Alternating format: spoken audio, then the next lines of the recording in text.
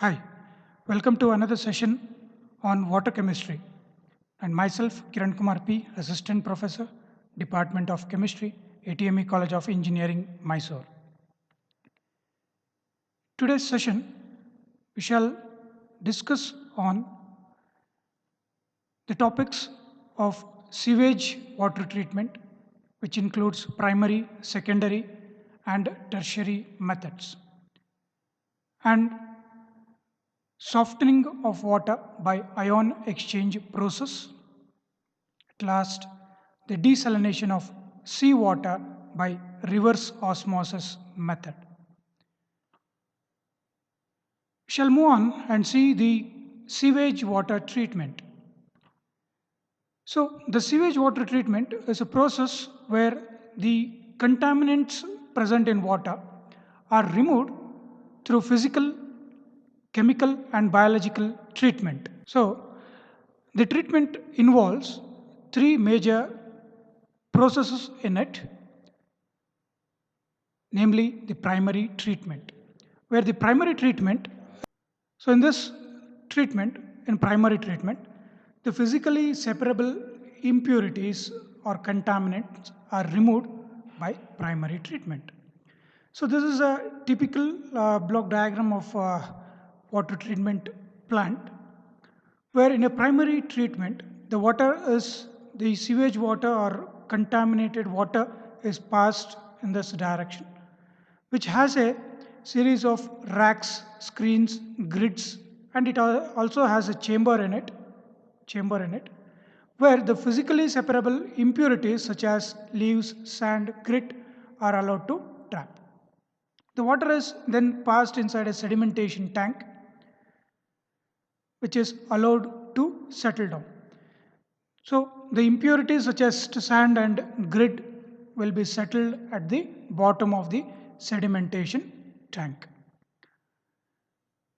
Further, the solids of sludge is also settled here, and the coagulating by the treatment of coagulating agents, we remove the non-settlable impurities. So this is about primary treatment. So in overall, the primary treatment is a physically separable impurities. We remove all such kind of impurities by primary treatment. Moving on to the secondary treatment, where secondary treatment is also called as, it is a process where we call it as activated sludge process. So in secondary treatment, it is a biological method where the impurities such as organic impurities present in water is removed under the action of microorganisms in presence of aerobic condition. Hence, the method is called as biological method. So, in this process, the primary treated water is allowed to flow in a large tanks, and it also contains the activated sludge of microorganisms. And air is continuously passed in order to bring contact of organic waste and bacteria in presence of air and sunlight, and to make sure the complete oxidation of organic impurities present in water. And the microorganisms in action with microorganisms, the all organic impurities will be oxidized and the water is free from organic waste. And the sludge is removed through filtration.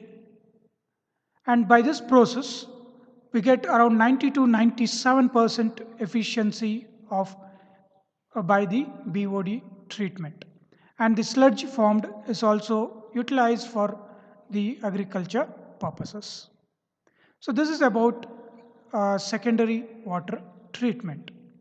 So it involves the oxidation of organic matter using microorganisms in presence of aeration, in presence of air.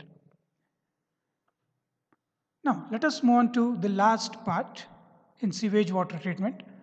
It is a tertiary treatment, where the tertiary treatment is also called as a chemical method or chemical treatment, where the secondary treated water, if it has the impurities in the form of microbial or any chemical impurities which cannot be oxidized through or which cannot be removed through primary and secondary treatment, is further processed for tertiary treatment.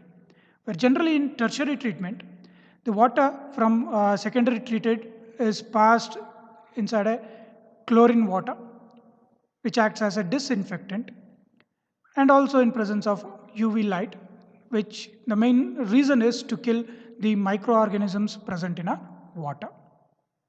And also, if the water contains phosphates in it, lime are added, which converts to calcium phosphate, which can be removed. If water has heavy metals in it, sulfide containing ions are added, which forms insoluble sulfides with heavy metals. Similarly, if water has dye in it, if it has color in it, so activated charcoal is added, which absorbs all color. So this is about tertiary treatment. Let us see a small animation which is taken from YouTube, and the credit is for smartlearning.in, which clearly you can analyze all the three treatment present in sewage water treatment. So the water which contains physical impurities are removed by passing the water in a bar or screen.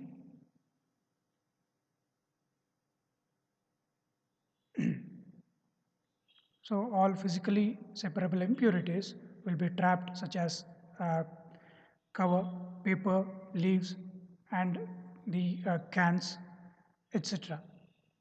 Plastic bottle. So they are trapped here and they are removed. Then the water is passed inside a tank where it is allowed to settle down, and grit and sand will be settled at the bottom of the tank. So the tank will be like a V-shaped tank. Then it is passed in a huge tank which has a V-shaped at the bottom, which has a scraper in it. It removes the bottom impurities. Then the solid sludge is activated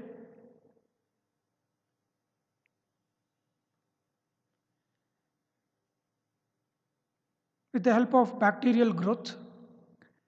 The organic impurities present is oxidized to carbon dioxide and water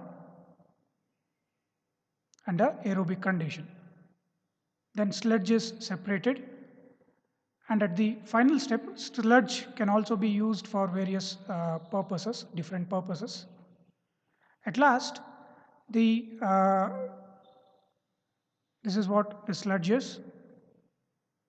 At last, it is passed inside a chamber for chlorination.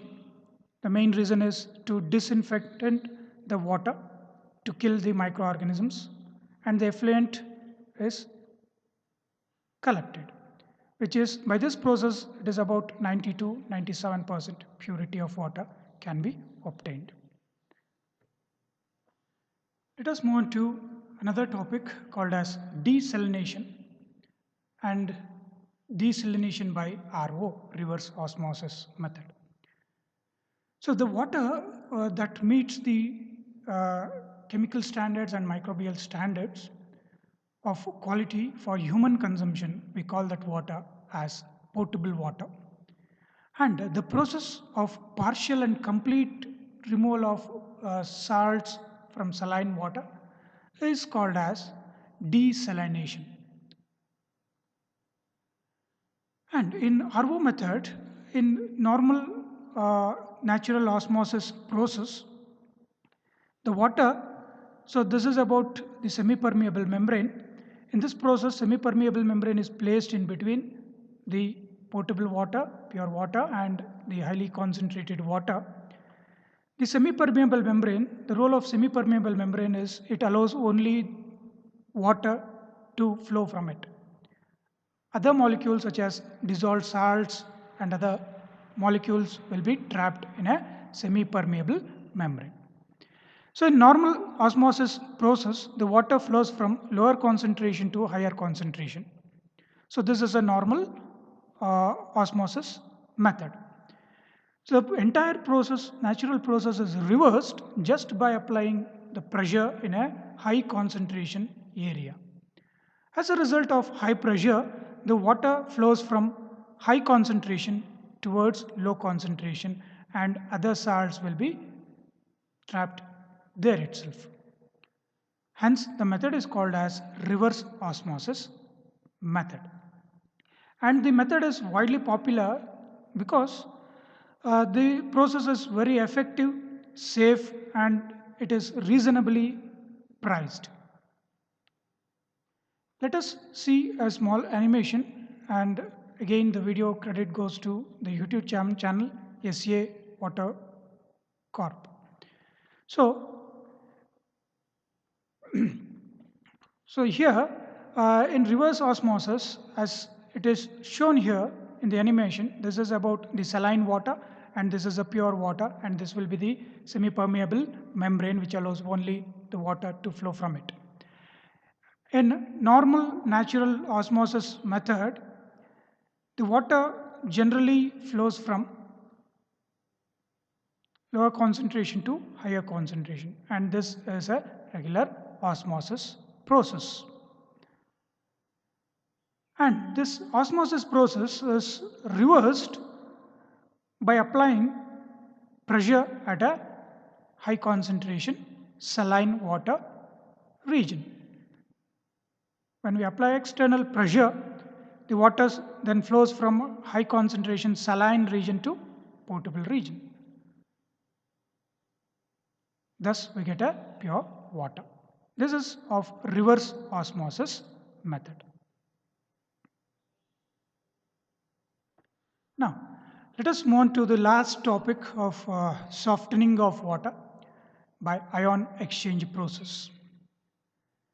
The hard water is water which has a dissolved mineral in it, such as calcium and magnesium containing salts like calcium carbonate, magnesium carbonate, calcium bicarbonate, calcium sulfates, magnesium sulfates, etc. So water softening is a process in which the ions such as calcium and magnesium are removed by this process. The instrument contains it contains mainly the cation exchange resin and anion exchange resin. So the hard water is passed in a region of cation exchange resin and it is collected at a anion exchange resin. And the cation exchange resin consists of the resins of functional group containing SO3H, COOH, etc., which has a capability to exchange the protons H plus ions present in it with the cations present in a water. So cations present in water will be exchanged with the protons present at a cation exchange resin. Similarly, the anion exchange resin contains the quaternary ammonium groups with hydroxide salts in a anion exchange resins, where it has a capability to exchange OH minus with the anions present in a mineral water, with a hard water, such as Cl minus will be exchanged with OH minus. So this is about cation exchange and anion exchange resin. So in this process, the hard water is passed here and there will be exchange of cations with the proton present at cation exchange resin, and the water flows here which is free from cations in a hard water. Further, it is allowed to flow in anion exchange resin where the OH minus will be exchanged with the anions present at the water. At last, we get the water which is free from minerals.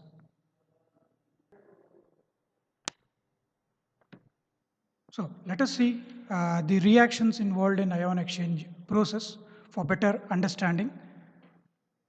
Here is what the ion exchange process is.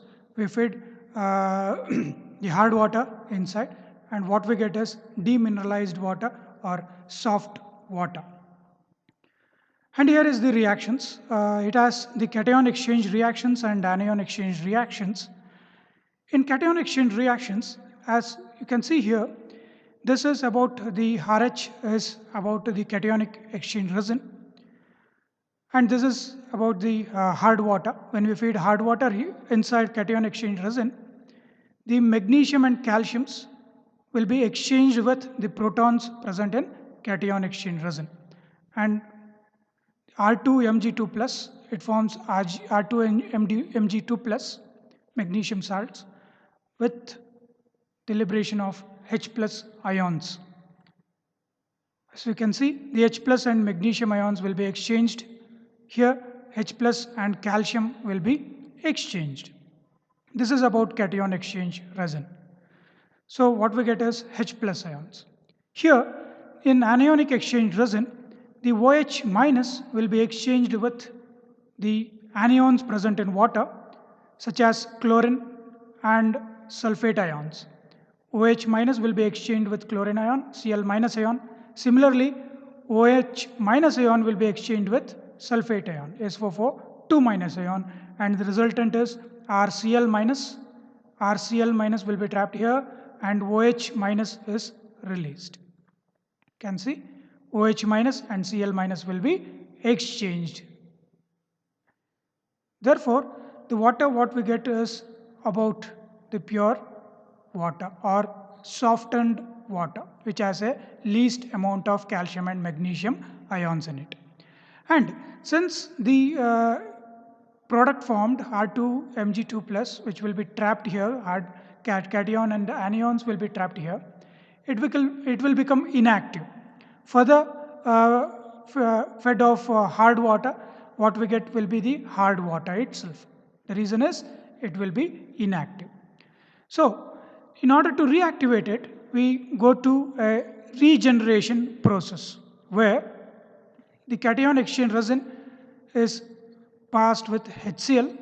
We pass HCl inside a cation exchange resin, which in turn the H plus and magnesium ion will be exchanged with each other to form RH, which will be reversed back, which will be regenerated. Similarly here, calcium ion is exchanged with H plus ion. As a result, we get RH with CaCl2. Similarly, an anion exchange resin is regenerated by adding NaOH. If we feed NaOH inside anion exchange resin, we get RCl minus plus NaOH. Cl minus will be exchanged with OH minus. What we get is ROH. So the anion exchange resin is also regenerated. Similarly, in this reaction, SO4 2 minus is exchanged with OH minus in a NaOH to give ROH and Na2SO4. So this is about regeneration. So once regeneration, the device is again ready to soften the further water. Thank you.